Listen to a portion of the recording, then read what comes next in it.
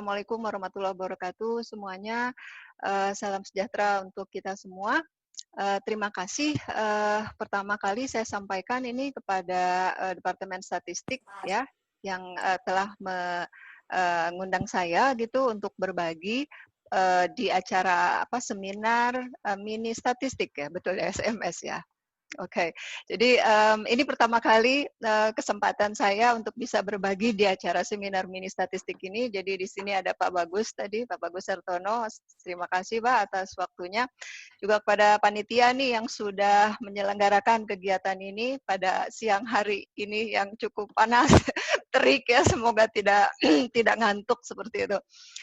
Kemudian juga, teman-teman yang hadir, peserta, seminar baik dari, mahasiswa ataupun dari, publik gitu. Saya, ucapkan terima kasih atas waktunya. Baik, untuk mempersingkat waktu saya mohon izin share screen, untuk penyampaian materinya.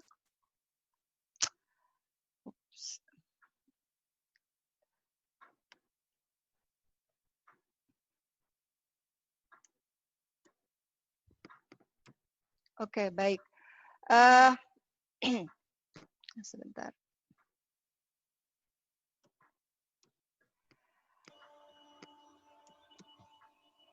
Oke, baik.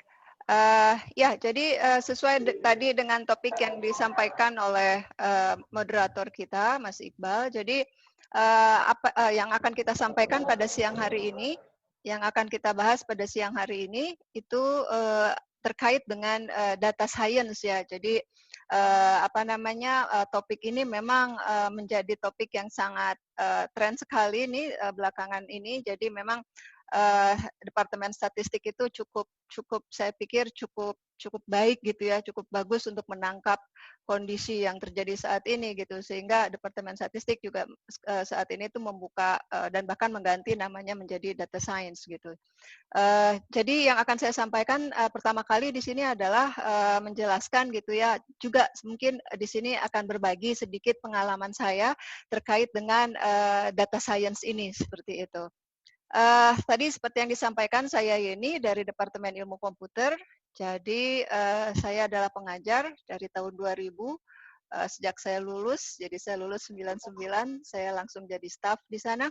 Kemudian, sampai saat ini, kemudian, 3 tahun belakangan saya juga, diminta IBM Indonesia untuk menjadi salah satu penelitinya gitu. Jadi sebetulnya statusnya itu, peneliti di sana itu. Cuma kalau di Indonesia, di IBM itu, di IBM Indonesia itu tidak ada research group gitu ya. Jadi saya dimasukkan ke dalam senior data scientist seperti itu. Jadi 3 tahun dan saya memutuskan untuk resign, karena pandemi sebetulnya, karena Covid. Kemudian di bawah itu adalah daftar publikasi, jadi, silakan Anda yang ingin, mengetahui apa yang sudah, pernah, saya lakukan, seperti itu. Di departemen, saya ada di lab, computational intelligence, jadi di dalam computational intelligence itu ada beberapa research group. Nah, saya itu mainly research-nya itu ada di, computer vision. Nah, sehingga kalau di di departemen, riset-riset yang, dilakukan itu mostly adalah computer vision. Tapi karena belakangan, saya terlibat dalam, penelitian di industri juga, sehingga banyak juga melakukan penelitian dalam bidang big data analytic dan advanced predictive analytic. Jadi mungkin, itu, terkait pengalaman, saya yang berhubungan dengan data science, seperti itu ya. Baik, sebelum memulai lebih jauh, saya ingin mengingatkan kita semua nih, mungkin kalian juga sudah, baca ya di berbagai media massa gitu bahwa, mmm, kondisi Covid di Indonesia sekarang ini sudah cukup mengkhawatirkan, seperti itu. Bahkan tingkat kematiannya itu, kematian dokter ya belakangan ini katanya udah nomor 3 gitu, 3 besar di dunia yang banyak memakan korban dokter medis seperti itu. Jadi sudah mencapai 200.000 itu pun yang terrecord gitu ya. Jadi yang unreported-nya saya pikir banyak juga gitu ya. Kemudian kalau diamati ini data dari Kemenkes terakhir 8 September bahwa perkembangannya ini cukup mengkhawatirkan gitu. Jadi laju penyebaran COVID-nya gitu ya dilihat dari jumlah data atau pasien yang apa namanya, maaf ini kurang masuk sebentar. Yang terinfeksi COVID itu makin hari makin banyak seperti itu. Jadi ini sudah sangat mengkhawatirkan. Bahkan juga kita sudah mendapatkan warning dari dunia gitu ya bahwa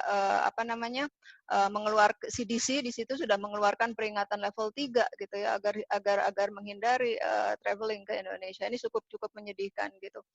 Nah, ini artinya apa? Ini perlu tentunya juga pemerintah sudah berusaha yang terbaik gitu melakukan tindakan penanggulangannya. Tapi tentunya teman-teman yang memiliki keahlian atau skills di bidang data science juga sangat diharapkan gitu ya dalam penanggulangan penyakit ini, dalam penanggulangan COVID ini gitu. Jadi itu kondisi yang saat ini kita hadapi gitu di Indonesia. Nah, ada satu artikel di sini yang baru ya. Jadi ini saya baca dari NCBI seperti itu yang menyatakan bahwa COVID-19 is a data science issue. Nah, ini menarik gitu ya. Jadi sebetulnya pandemi ini bukan pertama kali di dunia gitu. Ada flu burung sebelumnya dan bahkan banyaklah yang sudah terjadi gitu. Namun COVID-19 ini menjadi sangat berbeda gitu ya karena pertama ini adalah di era 4.0 gitu ya, di mana teknologi sudah sangat baik sehingga data itu terekam dengan baik seperti itu, dan ditambah lagi penyebaran penyakitnya yang begitu masif gitu, sehingga ya tadi data itu bisa terkumpul dengan besar gitu, dengan cepat gitu ya, dan itu sebabnya di dalam paper ini dinyatakan bahwa COVID-19 is data science issue. Dan ini kalau bagi teman-teman statistik gitu ya di IPB, ini menjadi peluang yang sangat besar gitu ya untuk melakukan riset gitu di bidang ini.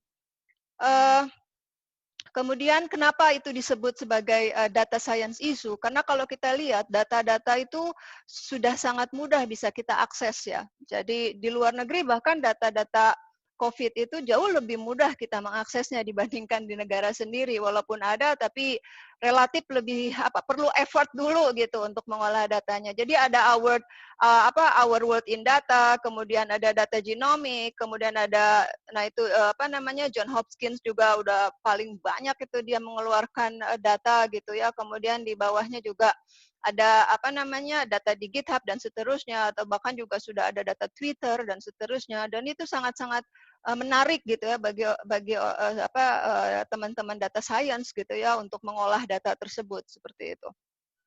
Nah, di Worldmeter juga ini juga sudah cukup banyak datanya. Nah, saya ingin mengutip salah satu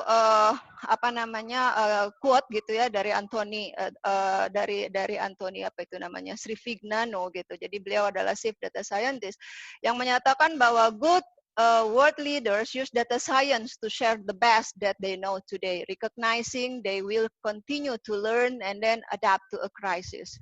Jadi memang sudah tidak lagi bisa dipungkiri gitu loh bahwa peran data science saat ini itu sangat-sangat penting gitu kan, apalagi terkait dengan teknologi big data yang tersedia seperti itu. Nah, jadi sebetulnya saya di sini ingin menyampaikan gitu ya. Sebelum masuk ke data science itu apa? Nah, mungkin di sini siapa sih sebetulnya data scientist, karena tadi di judul utamanya itu adalah orangnya ya, jadi personnya. Di sini saya menggambarkan ilustrasi di sini. Jadi the perfect data scientist itu siapa gitu ya. Jadi the perfect data scientist itu pertama kalau saya menyebutnya sering share ke teman-teman data scientist itu apa? Syarat paling mudah yang harus dimiliki oleh seorang data scientist itu orangnya harus kepo. Jadi kepo itu adalah curiosity-nya harus bagus gitu. Jadi apa-apa pengen tahu aja gitu ya. Tapi bukan apa-apa pengen tahu kayak Bu Tejo gitu, enggak gitu kan. Jadi pengen tahu gitu dengan melihat data, kemudian gatel pengen ngolah gitu lah kurang lebih. Jadi itu adalah curiosity-nya gitu ya. Nah kalau kalau misalkan di sini itu yang mana gitu. Jadi know how to do gitu kan. Jadi pengen tahu itu. Kemudian ada human interest-nya juga. Kemudian ada open mind juga gitu ya. Karena dia harus banyak belajar. Kemudian kreatif. Nah, ini kreatif ini menjadi juga ciri khas dari seorang data scientist gitu ya. Dan tentunya yang paling penting itu adalah kemampuan analytical gitu. Jadi itu kurang lebih secara ilustrasi gitu ya, sebetulnya data scientist itu siapa atau bagaimana. Nah, ini saya ingin menyampaikan sedikit juga informasi apa namanya terkait dengan berita gitu. Jadi sebetulnya istilah data scientist ini kalau di Indonesia mungkin memang baru booming sekitar ya 5 tahun belakang kali ya gitu ya. Tapi sebetulnya berita ini tuh sudah mulai diangkat oleh Harvard Business Review pertama kali itu 2012 gitu ya kalau nggak salah. Itu dibilang bahwa data scientist itu adalah the sexiest job of the 21st century gitu. Jadi udah dibilang sexist jobs gitu. Jadi ini sexist jobnya ini kayak apa sih gitu loh? Apa kayak memang seperti ini gitu ya? Jadi kalau kalau Anda lihat ini data scientist is a new breed. Jadi di situ apa katanya Homo data scienticus. jadi sebetulnya keluar istilah baru gitu ya. Bagi orang akademik sebetulnya data scientist itu kalau dipelajari lebih jauh itu sebetulnya bukan hal yang baru gitu ya. Jadi teman-teman statistik gitu udah banyak lah belajar mengenai cara-cara melakukan analisis data. Teman-teman di komputer juga udah lama belajar data mining seperti itu, udah lama juga belajar big data gitu. Tapi kemudian ini menjadi sesuatu yang sangat menarik gitu kan pada saat ini gitu. Nah sebetulnya apa yang terjadi? Jadi itu faktanya. Kemudian, nah ada lagi nih yang saya menampilkan ini gitu ya. Who is a data scientist? Ada yang bilang data scientist is Superman. No, no, no. Data scientist is Batman. Jadi bisa nggak Anda kira-kira menduga gitu ya? Ini terkait dengan role ya. Jadi sebetulnya yang mana nih yang benar Superman apa Batman gitu. Nah kalau kalau kita dilihat dari karakter dua tokoh apa film ini gitu ya. Kalau Superman itu tokohnya cuma satu, tapi dua-duanya tetap sama-sama hero gitu kan. Tapi ya kalau Superman itu apa karakternya cuma satu gitu. Beda dengan Batman. Kalau Batman itu karakternya banyak. Ada yang karakternya serius, ada yang karakternya itu nyantai, ada karakternya itu yang galak dan seterusnya lah kurang lebih. Jadi kalau kita melihat analogi apa namanya aktor film seperti ini gitu ya. Jadi sebetulnya data scientist itu yang mana gitu kan? Yang Batman apa yang Superman? Artinya kalau Superman itu dia harus segala-galanya bisa gitu kan, semuanya dihandle sama dia. Atau jadi Batman gitu kan, yang masing-masing punya peran, masing-masing punya karakter di dalam menyelesaikan masalahnya itu sendiri gitu. Jadi nanti Anda bisa mendapatkan jawabannya. Jadi sebetulnya yang paling tepat itu siapa? Batman apa Superman? Seperti itu ya. Jadi itu. Nah, ini ada lagi nih. Ini kebetulan di seminar kita kali ini juga ini bagus sekali ada teman kita yang sedang studi di apa namanya di luar gitu fokus pada epidemiologi. Jadi ada satu artikel juga ini dari bisnis dari Harvard juga sama gitu yang menyatakan bahwa on the convergence of the epidemiology, biostatistic and then data science. Jadi di dalam artikel ini nanti Anda juga bisa baca ini artikel baru gitu. Jadi di sini ada 3 aktor yang disorot gitu ya. Pertama adalah epidemiologi, kemudian ada biostatistik, kemudian di situ ada lagi data science gitu.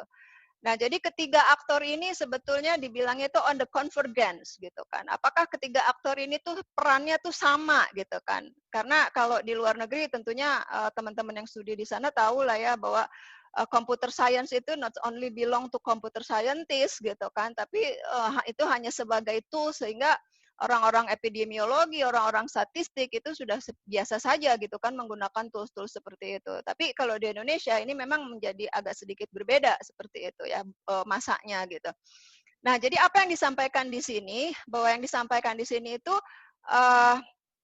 hampir bahwa bahwa epidemiologis, kemudian biostatistics, kemudian data science ini memang memiliki kemiripan, tapi juga memiliki perbedaan gitu. Jadi di situ hampir sama, tapi sebetulnya ada kekhasannya dari masing-masing keahlian tersebut seperti itu. Nah nanti apa saja kekhasannya? Nah contohnya misalkan apa? Data science, misalkan orang-orang data science itu memang kalau kita ngelihat itu awalnya itu lebih banyak dari computer science. Kenapa? Karena memang banyak berhubungan dengan data management gitu. Dia bagaimana mengelola big data dan seterusnya. Walaupun nanti pada akhirnya banyak campuran dari macam-macam gitu. Nah, di sini kita nanti akan bisa melihat gitu ya di mana intersectionnya antara biostatistik, epidemiologi, kemudian dengan data science seperti itu. Nah, saya akan membahas dulu untuk data science karena terkait di sini. Jadi di sini bahwa data science itu memerlukan 3 hal utama komponen. Jadi yang pertama itu matematik dan statistik, kemudian dia juga harus bisa programming. Udah saya nungguin. Panitia mungkin bisa di mute. Oke, apa namanya, programming atau computer science gitu, dan yang ketiga itu adalah business knowledge atau kita mungkin bisa sebut dengan domain knowledge-nya. Jadi Anda yang ingin nanti mempelajari data science itu Anda juga harus bisa melakukan programming seperti itu ya. Jadi apa namanya, Anda juga nanti tentunya juga harus paham math dan statistik itu adalah fundamental sekali ya dasarnya gitu.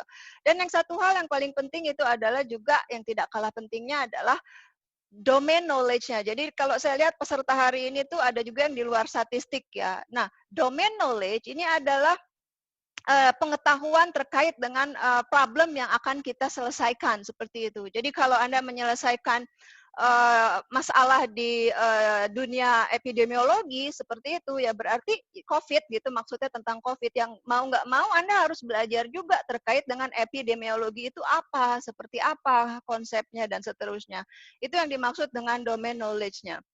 Nah, di sini di sebelah kanannya Anda lihat di situ ada intersection antara bidang-bidang tersebut. Jadi memang apa namanya, computer science dengan math and data science, di math dengan statistik di situ ada namanya machine learning ya. Jadi memang awalnya itu tentunya machine learning ini datangnya dari computer science seperti itu. Tapi kemudian sekarang banyak juga dipelajari oleh teman-teman statistik ya. Tapi keunggulan dari teman-teman statistik ini sangat kuat sekali dengan misalkan research apa namanya, experimental research-nya tuh seperti apa gitu kan. Kemudian statistical inference-nya seperti apa. Nah, itu teman-teman statistik sangat-sangat kuat tentunya. Kemudian ada apa namanya, hacking skills, itu maksudnya adalah tadi computer science, programming dan seterusnya, dan substantif itu adalah business knowledge atau domain knowledge seperti tadi itu. Nah, jadi ini kurang lebih apa namanya, gambaran gitu ya, skills apa saja yang perlu dimiliki oleh seorang data scientist.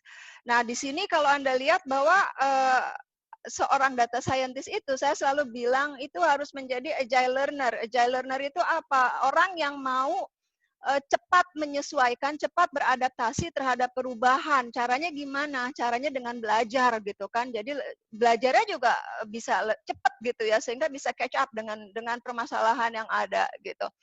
Jadi itu yang terkait dengan data science. Nah, ini saya sedikit berbagi untuk dari sisi industri. Jadi pengalaman juga pernah saya rasakan di waktu di IBM gitu ya.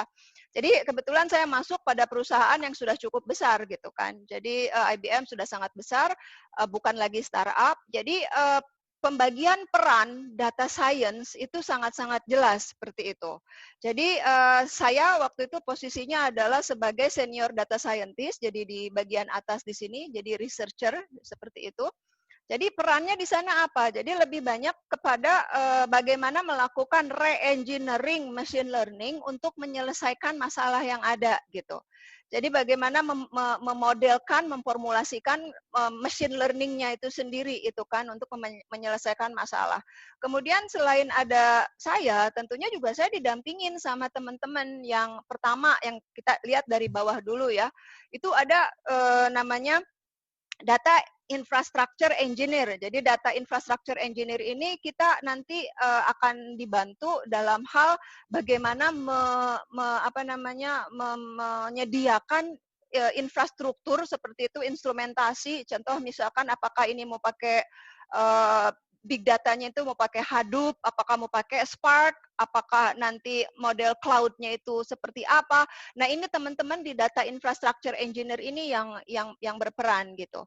Kemudian masuk lagi ke data engineer gitu. Jadi ada data engineer ini misalkan apa? Dia yang mengolah data mentahnya gitu kan. Jadi di situ ada namanya ETL. Jadi ETL itu extract, transform, loading. Jadi dia tuh berperan menyiapkan data yang sudah well structure gitu ya, mudah dibaca, sudah terstruktur gitu dari situ. Jadi kalau misalkan datanya itu saya ambil dari Twitter, nah dia udah ngolah data sedemikian rupa sehingga saya udah siap make seperti itu. Atau misalkan dia harus web crawler dari situs mana aja gitu, nah dia tuh yang nyiapin seperti itu. Nah, kemudian masuk lagi ke dalam data scientist-nya atau data analis. Nah, di sini biasanya saya punya teman-teman yang dari banyakan statistik gitu. Kalau data engineer, data infrastructure, saya punya waktu itu teman-teman dari ITB, juga dari UI, dari industri gitu kan, teknik industri. Tapi kalau data scientist ini memang kebanyakan orang-orang statistik seperti itu. Jadi perannya itu apa gitu ya. Jadi perannya tentunya dia adalah data scientist dan data analis. Jadi data analis itu memang agak sedikit berbeda gitu ya. Jadi kalau data scientist itu memang sudah lebih banyak menggunakan konsep-konsep machine learning dan seterusnya gitu ya.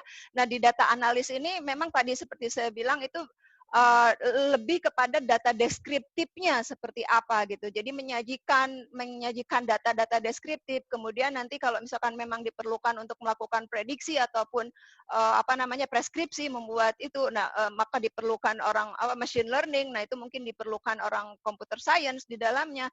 Nah seperti itu. Jadi Anda lihat di bagian kotak tengah itu adalah role-role yang biasa digunakan oleh teman-teman dari data scientist dan seterusnya. Nah, kemudian di bagian atas seperti tadi itu adalah peneliti gitu.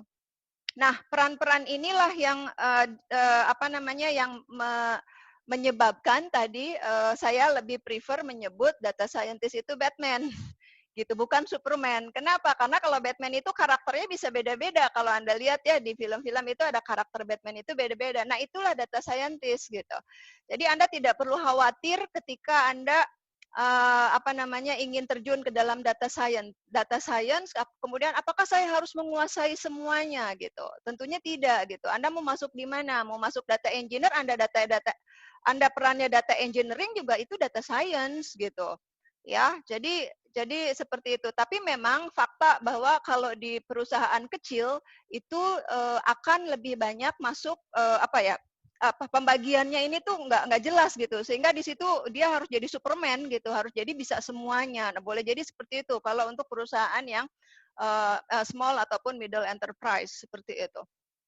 Nah, dari sisi analitiknya apa? Nah, tentunya dari sisi analitik ini kalau kita melakukan analisis data itu bertahap ya. Mungkin Anda udah belajar juga di kuliah.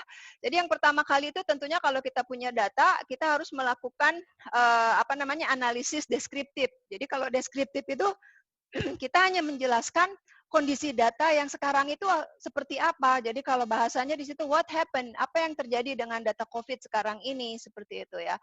Nah, kemudian masuk lagi ke level yang atas itu adalah diagnostik analitik. Jadi diagnostik itu kita mampu menjelaskan kenapa transmisi atau penyebaran penyakit di Indonesia ini lebih cepat gitu kan. Kenapa banyak menyebabkan kematian misalkan dan seterusnya. Nah, itu diagnostik ya. Dan kemudian masuk lagi ke area yang lebih tinggi yaitu forecasting. Jadi situ prediktif. Apa yang akan terjadi? Misalkan kita ini kan dalam kondisi yang very very uncertainty gitu. Kemudian kita ingin tahu apa sih yang akan terjadi di di tahun depan gitu kan. Apakah kita sudah bisa mengendalikan COVID ini di tahun depan seperti itu. Jadi kita melakukan prediksi gitu kan, forecasting apa yang akan terjadi di masa yang akan datang. Nah, kalau level paling atas itu adalah preskriptif. Jadi kalau preskriptif itu seperti what if analysis. What if analysis itu adalah kalau kita menyajikan, jadi komputer itu menyajikan beberapa alternatif A, B, C, D misalkan seperti itu. Nah dari situ kita bisa menjelaskan apa benefitnya, apa value-nya, dan apa risk-nya gitu.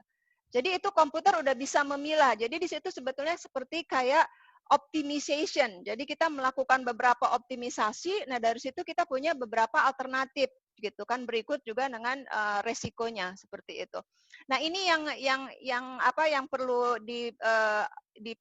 dimiliki, dipahami oleh teman-teman yang nanti mau masuk ke dunia data science seperti itu. Oke, kita masuk ke bagian utamanya gitu ya, coronavirus pandemic seperti apa. Nah, kita lihat sekarang Indonesia posisinya seperti ini. Masih naik ya. Ini sebetulnya bukannya second wave gitu, tapi masih first wave aja belum selesai gitu. Jadi beginilah kondisinya ya. Nah, sekarang kalau kita pelajari, ini juga saya pelajari dari paper, nanti silakan Anda baca, itu ada Royal Society Publishing di situ. Jadi publishing di situ menyatakan apa namanya fase-fasenya itu apa saja gitu ya. Jadi fase-fasenya seperti apa gitu kan ketika kita berhadapan dengan outbreaks gitu kan, pandemik seperti itu. Jadi di dalam paper itu disebutkan ya, jadi dibagi menjadi 4 tahap. Jadi yang pertama itu adalah fase detection. Jadi pertama itu awal kali itu mungkin di Wuhan ya muncul gitu kan. Dan mulai terdeteksi kemudian di Indonesia itu pertama di Jakarta terdeteksi ada, kemudian dan di beberapa wilayah di Jakarta ada. Nah, itu detection namanya. Jadi itu fase yang awal. Nah, kemudian masuk lagi ke early response. Jadi early response itu kita sudah mampu mendeteksi apa namanya outbreak di beberapa wilayah gitu. Nah, kemudian kita mulai memberikan intervensi seperti misalkan kemarin itu semi lockdown. Kemudian kita melakukan karantina atau isolasi gitu kan terhadap pasien. Nah, itu sudah beberapa intervensi gitu yang kita mainkan. Memberikan subsidi di pemerintah itu juga sudah merupakan bagian dari intervensi yang ada. Nah, itu adalah early response.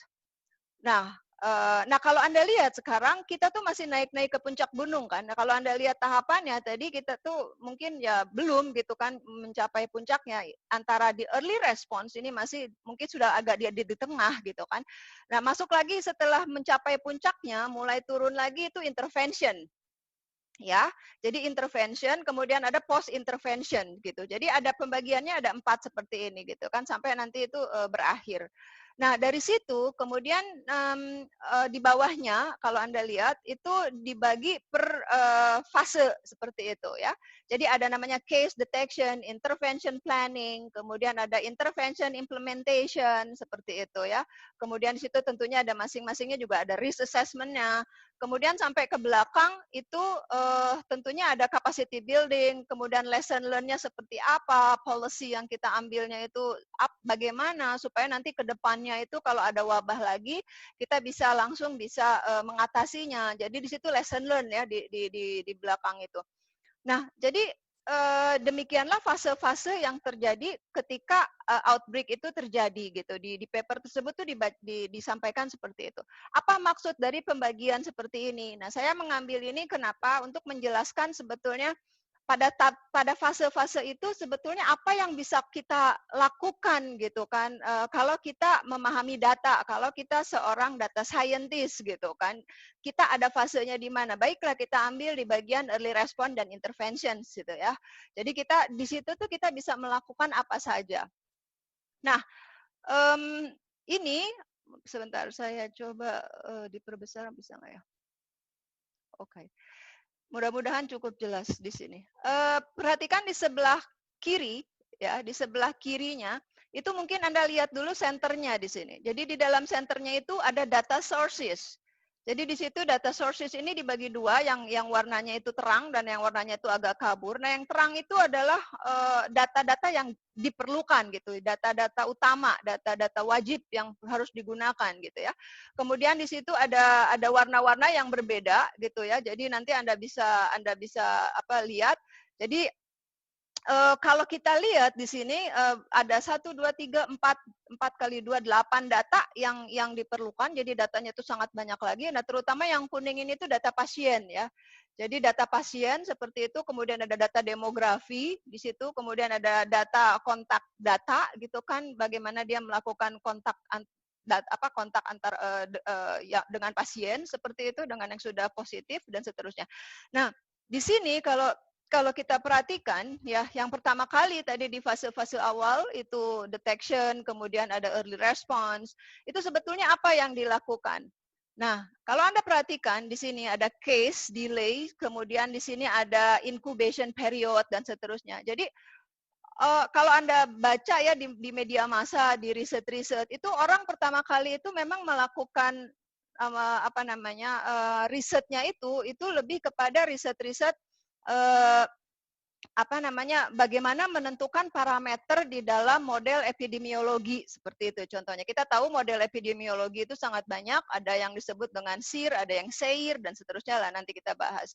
Nah, dia tuh baru pada tahap menentukan parameter-parameter epidemiologi seperti misalkan variabel transmission, variabel inkubasi dan seterusnya. Jadi di situ belum bisa lah kalau saya bilang menggunakan model-model machine learning waktu itu. Karena apa? Karena datanya masih sangat terbatas gitu ya. Jadi yang digunakan itu pendekatannya itu bukan pendekatan machine learning gitu kan, tapi banyak di situ pendekatan-pendekatan statistik gitu yang digunakan ya. Jadi itu yang pertama. Jadi kalau Anda lihat di bagian bawah di sini ada compartment model. Jadi biasanya di situ banyak orang riset seperti itu. Kemudian yang masuk ke area berikutnya lagi, nah di sini sudah mulai nih. Jadi epi curve dan seterusnya ada pair delays, ada contact visualization. Nah di situ udah mulai banyak data ya, di mana kita udah bisa menerapkan kontak tracing mendata kontak tracing gitu, mentrace kontak pasien dengan orang lain seperti itu yang terinfeksi dengan orang lain sedemikian sehingga kita bisa modelkan gitu. Kemudian kita bisa memvisualisasikan, jadi ada map di sini memvisualisasikan dan seterusnya. Dan ini ada data-data termasuk di dalamnya ada data-data demografi gitu kan, data-data cuaca gitu, data-data ekonomi dan seterusnya. Nah, kemudian masuk lagi ke transmission reconstruction dan seterusnya, dan ada lagi teman-teman di biostatistik itu juga mempelajari molekular epidemiologi dan seterusnya.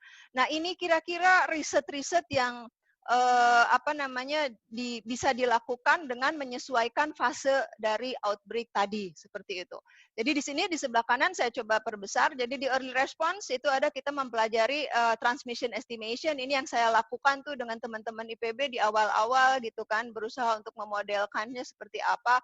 Kemudian melakukan di tahapan intervention itu ada outbreak estimation, transmission. Nah, kalau Anda lihat dari model data analisis itu udah masuk tadi ke prediction sebetulnya ya dan seterusnya. Kemudian ada kontrol mitigasi, bagaimana pengaruh testing gitu kan terhadap laju transmisi, bagaimana pengembangan obat vaksin gitu kan, bagaimana travel restriction itu diberlakukan gitu kan, bagaimana availability dari hospital dan seterusnya. Dan ini yang sedang saya lakukan juga dengan teman-teman IPB dan juga mahasiswa untuk melanjutkan riset di tahap awal early response tadi. Dan kemudian tadi di post intervention itu adalah impact of intervention. Jadi kita melihat skenario itu seperti apa gitu kan. Intervensi itu kita udah beberapa kali ya. Contohnya tadi intervensi dengan menggunakan lockdown atau semi lockdown, intervensi dengan memberikan membatasi transportasi itu seperti apa dan seterusnya. Nah, ini kira-kira yang bisa saya jelaskan terkait dengan kegiatan dari seorang data scientist gitu kan ketika outbreak terjadi, kurang lebih seperti itulah. Nah, sekarang ingin menjelaskan apa yang sudah kita lakukan gitu. Jadi di tahap-tahap awal sekitar bulan Maret itu kita dari IPB juga saya dibantu oleh teman-teman IPB gitu untuk mempelajari sebetulnya tadi di tahap awal ya, di early response itu sebetulnya bagaimana menentukan parameter-parameter dari epidemiologi seperti itu.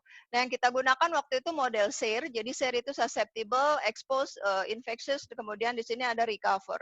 Yang menarik di sini sebetulnya adalah menentukan parameter-parameter ini. Jadi ini beta itu adalah laju transmisi, alfa itu adalah inkubasi, kemudian gamma itu adalah laju sembuh. Itu nggak mudah gitu. Nah, kalau itu tuh salah ya maka prediksinya, estimasinya itu akan salah seperti itu ya.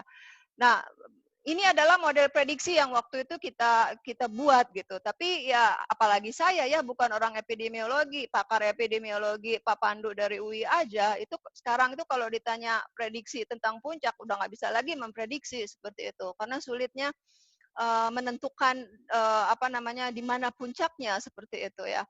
Nah, kemudian juga kita mencoba untuk mempelajari yang kita sebut dengan R0 gitu ya. Jadi kita ini juga udah banyak digunakan di pemerintahan seperti itu. Nah, kurang lebih itu. Kemudian saya juga dengan LIPI itu juga membantu saya sebagai peneliti luar saja itu meneliti penggunaan Twitter. Jadi di situ ada topik modeling gitu ya, topik modeling untuk menganalisis tweet di Twitter gitu.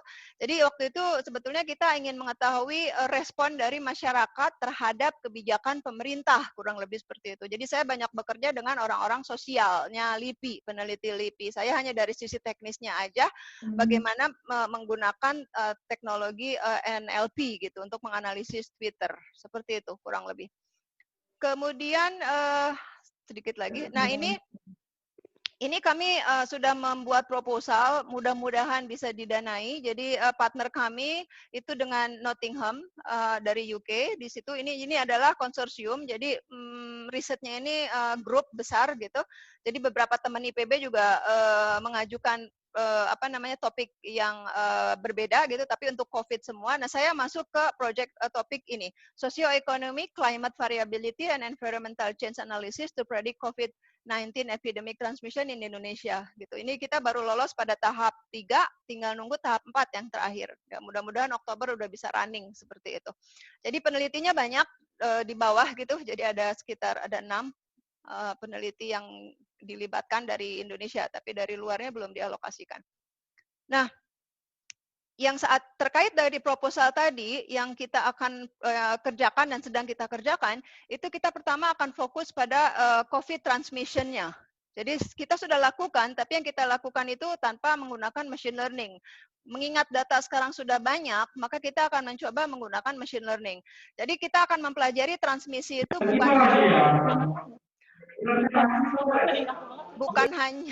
bukan hanya dari data pasien saja, tapi juga dari perspektif sosioekonomi, weather, climate variability, dan environmental atau ecology changes. Jadi kita akan masukkan tuh variabel-variabel itu untuk mengestimasi parameter tadi. Ada parameter transmisi, ada parameter inkubasi, dan seterusnya. Kemudian juga yang kedua, kita juga akan menggunakan spatial network model. Jadi kalau yang pertama itu tadi terkait dengan bagaimana menemukan parameter-parameter pada model-model epidemi, terutama model SAIR tadi. Yang kedua itu adalah bagaimana memanfaatkan teori graf untuk bisa menganalisis penyebaran dari COVID gitu. Jadi di sini yang akan kita lakukan pertama mengestimasi atau mengobservasi parameter-parameter sosioekonomik seperti apa? Human population density, jadi kerapatan penduduk kita akan perhatikan, population growth, transportation, nah itu dia. Kemudian ada namanya proses migrasi penduduk, kemudian yang tidak kalah pentingnya juga food security, di situ kemudian public health intervention. Nah ini sudah kita identify nih variabel yang mau kita gunakan di dalam riset proposal nanti itu. Jadi tapi ada atau tidaknya proposal kami akan tetap jalan untuk riset ini. Maksudnya hibah itu akan tetap jalan. Nah yang tadi saya ceritakan itu ada di sini. Jadi yang tadi itu parameternya itu untuk menduga variabelnya itu untuk menduga parameter-parameter ini gitu. Jadi kita perbanyak peubahnya seperti itu. Nah, ini yang menarik, yang ini akan saya jelaskan salah satunya aja, yaitu adalah menganalisis pengaruh transportasi terhadap penyebaran COVID. Jadi saya ingin mencoba menganalisis pengaruh dari transportasi ini dengan pendekatan graph. Yang akan saya gunakan itu adalah analogi dari algoritma PageRank. Jadi kalau Anda pernah baca gitu, PageRank ini dikeluarkan oleh Google.